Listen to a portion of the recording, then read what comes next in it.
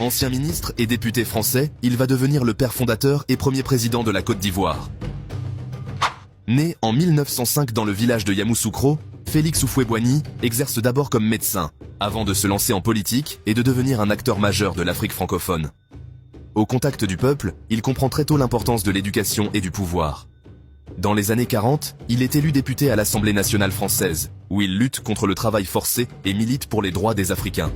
En 1956, il devient ministre dans plusieurs gouvernements, faisant de lui le premier noir à diriger un ministère français. Mais Houphouët-Boigny se fait aussi le porte-parole de ceux qui veulent se détacher de la France. En 1960, la Côte d'Ivoire est déclarée officiellement indépendante, et Houphouët-Boigny en devient le premier président de la République, un poste qu'il occupera pendant plus de 30 ans.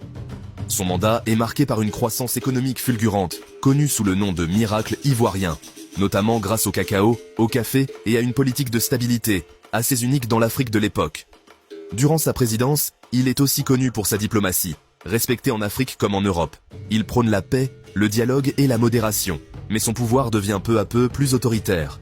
Il refuse d'organiser de véritables élections pluralistes, interdit certains partis politiques avant les années 90, ce qui ternit son image.